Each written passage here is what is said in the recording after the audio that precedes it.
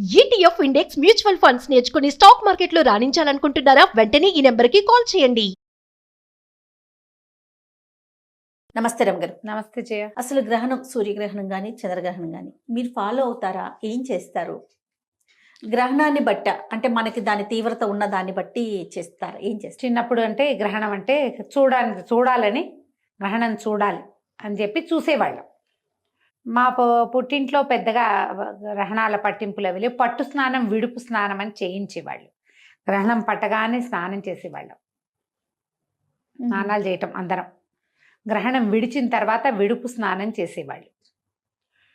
అంతే నాకు తెలిసింది మా చిన్నతనంలో. అంతకంటే తెలీదు. పెద్దగా మాకు చిన్న ఊరుగా శివాలయాలు అవి ఉన్నవి కాదు. చిన్నప్పుడు 2-3 సార్లు నేను విన్నది ఏంటంటే, శ్రీ చంద్రగ్రహణం మర్నాడు శివాలయంలో విరివిగా అభిషేకాలు చేసుకునేవాళ్ళు.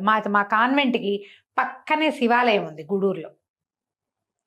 ఇవాళ గ్రహణం అయితే మర్నాడు చాలా మంది కనపడేవాళ్ళు అభిషేకాలు చేసుకోవటానికి. ఇవాళ చంద్రగ్రహణం, మర్నాడు అభిషేకం. ఆ రోజుల్లో ఏం పెద్ద పట్టించుకోవాలి, చిన్నపిల్లని కదా, 5th క్లాస్ దాకా. కానీ నేను ఆలోచించుకుంటుంటే మేము అలా గమనించే వాళ్ళమని ఎక్కువ జ్ఞాపకం ఉన్నది నాకు. వివాహం అయిన తర్వాత మా అత్తవారింట్లో మంచి గ్రహణం పట్టింపులు ఉన్నాయి. అప్పుడు చిన్నప్పుడు ఏం చేసేవాళ్ళు అంటే, దర్భలు వేసేవాళ్ళు సామాన్ల నిండా. ఆవకాయ, మాగాయ, పచ్చళ్ళు, పాలు, పెరుగు, కుండలు. మాకు వెన్న, నెయ్యి పుష్కలంగా ఉండేవి. దర్భ వేసి గ్రహణం అయిన తర్వాత దర్భలు తీసేయటం తెలుసు నాకు. ఇల్లు శుద్ధి చేసేవాళ్ళు, వాకిళ్ళు అవి కడిగేసేవాళ్ళు. మొత్తం వాకిలి ముందు పెద్ద పెద్ద పెరళ్ళు, పల్లెటూరు కదా, ముందు వాకిలంతా కడిగేవాళ్ళు, వెనకాల వరండా అంతా కడిగేసేవాళ్ళు. నీళ్లు పోసి కడగటం, ఇల్లు కూడా కడుక్కునేవాళ్ళం. అవే చిన్నప్పుడు చేసినవి.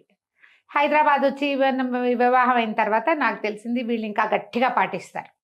గ్రహణం సమయంలో డాక్టర్ గారు జపం చేసుకుంటారు జయ. ప్రతి గ్రహణం సమయంలోనే చేస్తారు.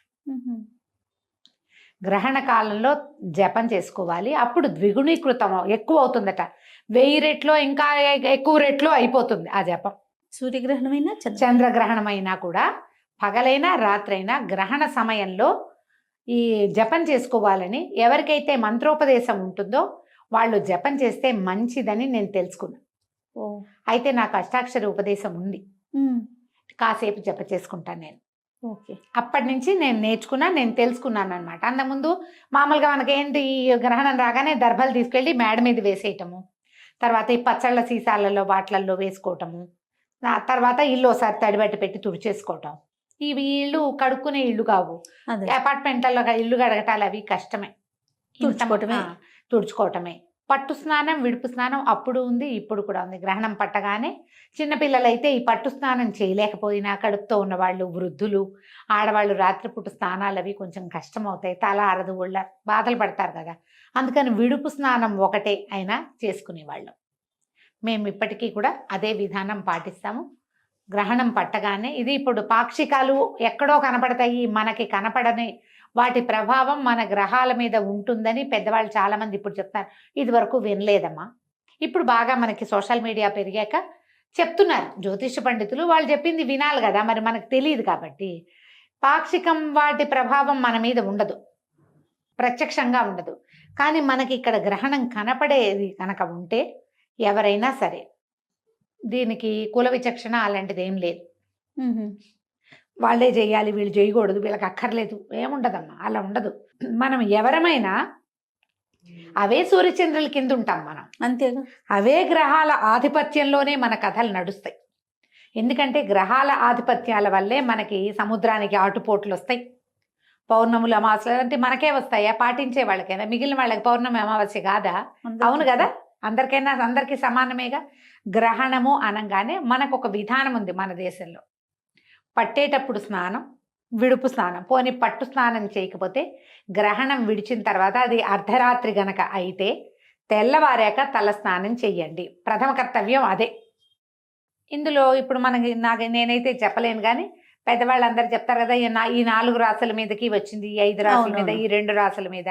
ఎవరెవరి రాసుల మీద ఉన్నా ఉండకపోయినా శివాలయ దర్శనం చాలా మంచిది. గ్రహణం అయ్యింది ముందు రోజు, మర్నాడు పొద్దున్న నెత్తి మీద నీళ్ళు పోసుకోండి. ఏ రోజైనా పర్వాలేదు. నూనె రాసుకుని నెత్తి మీద రుద్దుకోవటం అని కాదు, తల వాష్ చేసుకోండి, షాంపూ చేసేసుకుంటే సరిపోతుంది. శివాలయం పొద్దునో సాయంత్రమో మీ కుదిరికని బట్టి ప్రతి వాళ్ళు శివాలయ దర్శనం చేయవచ్చు, మంచిది. శివుని దర్శనం. అమ్మ శివ దర్శనం మంచిది. ఒకవేళ మనకే ఏదైనా ఉందని మనం వింటే గనక మనకి ఈ సమయంలో అభిషేకాలు చేసుకోవడం లేదా జపం చేయటము లాంటివి ఏం తెలీదు, మీ పేరుతో ఒక శివాలయంలో అభిషేకం చేయించుకుంటే మంచిది. సాధారణంగా ఎవరైనా పాటించగలిగేవే. మనకేం చెప్తారంటే జయ, చంద్రుడు మనఃకారకుడు, మనస్సు మీద చంద్రుడి ప్రభావం ఉంటుంది. సాధారణ విషయం. ఇందులో లాజిక్ కనుక మనం వెళ్ళామంటే, ఈ మన చంద్రుడు గ్రహణం పొందినప్పుడు మనకి మానసిక సంతులన పోయేందుకు అవకాశం ఉంది. ఏమైనా ప్రెషర్స్ రావచ్చు. మన జాతకంలో చంద్రుడు ఉచ్చ స్థానంలో ఉండటమో లేదా ఏదో స్థానంలో ఉంటాడు, ఎక్కడో చోట ఉంటాడు కదా, దాన్ని బట్టి దాని ప్రభావం మన మీద కొంత ఉండడానికి అవకాశం ఉంది. ఈ చంద్రుడి సమస్య అనగానే చంద్రుడికి రంగు తెలుపు. తెల్లటి వస్తువులు ఎవరికైనా ఇవ్వటం, బియ్యం ఇవ్వచ్చు, తర్వాత వెండి వస్తువులు, పాలు పెరుగు ఇవ్వచ్చు, వెండి వస్తువు ఏదైనా ఇవ్వచ్చు, తెల్లటి వస్త్రాలు ఇవ్వచ్చు. ఇవి ఎవరికైనా ఇవ్వటం ద్వారా కూడా మనం ఆ సమస్యల నుంచి కొంత బయటపడతాం. ఇది పెద్దవాళ్ళని అడిగి మీరు జాతకం చూపించుకుని చేసుకుంటే మాత్రం మంచిది. లేదా లోక సామాన్యంగా చేద్దామంటే ఇలాంటివి కూడా చేయొచ్చు. వైట్ వస్తువులు, వైట్ డ్రెస్సులో లేకపోతే పంచలో బ్రాహ్మణులకు ఇచ్చినా మంచిదే. ర్యాండమ్గా ఎవరికైనా పడేటట్టుగా పాతవి కాదు, కొత్తవి కొని గనక ఇస్తే మీకు దాని ప్రభావం కొంత తక్కువగా ఉండేందుకు అవకాశం ఉంది. స్నానం చేయటం, మీకు ఏదైనా చిన్న ఉపదేశం ఉన్నా లేదా మీరు దైవభక్తి పరులు రోజువారీ ఏదో కృష్ణారామ అనుకునే అలవాటు ఉంటే గనక మనం ఆ సమయంలో కూర్చుని ఏదైనా చదువుకోవచ్చు. విష్ణు సహస్రనామం చదివే అలవాటు ఉంది, చదువుకోండి. లక్ష్మీ అష్టోత్తరం చదువుతారు, చదవండి, ఏం పర్వాలా. దేవతదా, దేవుడిదా, వినాయకుడిదా, కుమారస్వామిదా ఆలోచించద్దు. మీరు ఏం చేసినా ఒక్కటే శ్లోకం వచ్చు, మీకు శుక్లాంబరధరమే వచ్చు, చదవండి 108 సార్లు, అదే ఏం పర్వాలా. ఏదైనా సరే ఒక్క దైవ ప్రార్థనా శ్లోకమైనా సరే గ్రహణ సమయంలో చదివితే అది రెట్టింపుగా దాని ఫలితం మనకు అందుతుంది. ఓకే, ఎనర్జీస్ పెరుగుతాయి మనకి. ప్లస్ అమ్మా, ఇది ప్లస్ చేసుకోవటమే అంతే. ఇది గర్భవతులు దీన్ని చూడకూడదు, కదలకుండా ఉండాలని చెప్తారు. గర్భవతులు అయితే మీరు రెస్ట్ తీసుకోండి, ఏం చెయ్యొద్దు. దీనికి ఇంకొక నియమం ఏంటంటే జయ, గ్రహణ సమయానికి ఆహార స్వీకారం చేయకూడదు ఎవరైనా. గ్రహణం టైంకి పొట్టలో క్రియలన్నీ అయిపోవాలి, అరిగిపోవాలి, అన్నం ఎత్తిపెట్టేసేయాలన్నీ. ఇప్పుడు ఇది రాత్రి వేళలే పట్టింది, 9:50కో ఎప్పుడో ఉన్నది, మనం సాయంకాలం 6 గంటలకే తినేసేయాలి, అన్నం అరిగిపోతుంది. 9:30కి 9:50 అయ్యాక ఓ చెమ్ము నీళ్ళు పోసుకుని కూర్చోండి, ఏదైనా చదువుకోండి, టైం ఉందిగా, ఒక గంట సేపు అయినా చదువుకుని. గ్రహణం సమయంలో మీరు నిద్రపోయినా పర్వాలా, తెల్లవారు లేచాక స్నానం చేయండి.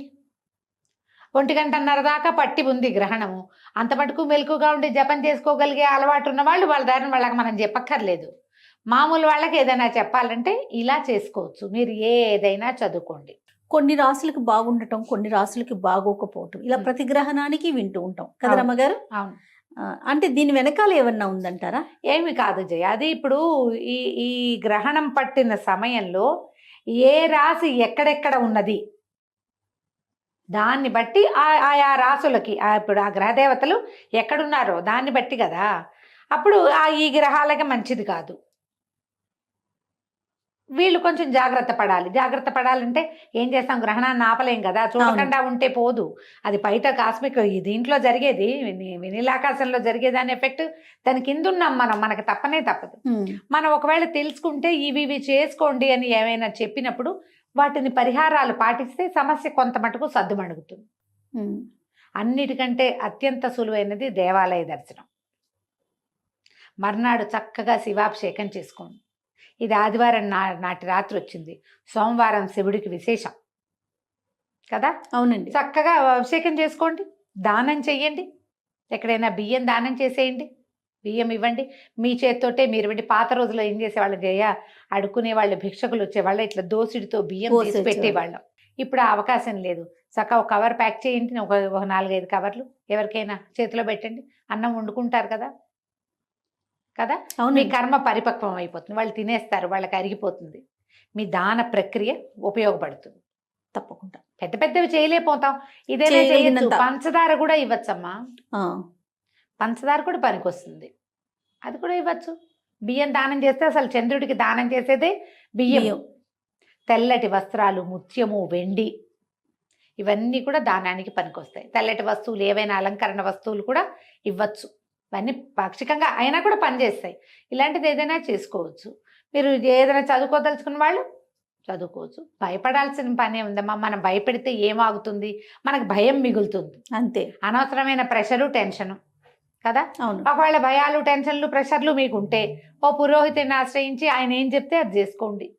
అంత లేదు ఊరికే కొంచెం అనుమానం, ఇది చేసుకోండి. దానికి మనకి ఏం చేయాలనేది కూడా మనం చెప్తా ఉన్నాం కదా చెప్తున్నారుగా, పెద్దవాళ్ళంతా చెప్తారమ్మా. సో చేసుకోవడమే. చేయగలిగినంత ఆ, చేసుకోగలిగినంత. చేసుకోగలిగినంత చేసుకుంటే కొంత మటుకు దాని ఎఫెక్ట్ లో నుంచి తగ్గుతాం. ముందు మనసు ప్రశాంతంగా ఉంటది కదా రమ్మగారు. ఓకే, ఇది ఉంది నాకు, నా రాశికి ఇది జరుగుతోంది, దానికి పంచదారో బియ్యమో ఇవ్వాలి, ఇచ్చేసామనుకోండి ఏదో ఒక తృప్తి, అది ఒక తృప్తి, ఒక తేలికపాటు అనిపిస్తుంది. ఒక దేవాలయానికి వెళ్ళాం, ఓ దర్శనం చేసాం, ఒక అభిషేకం చేసుకున్నాం, ఒక క్షేత్ర దర్శనం చేసాం.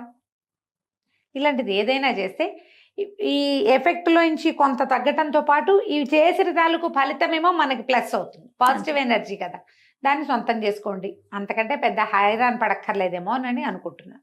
తప్పకుండా రమ్మగారు. నమస్తే. నమస్తే జీ.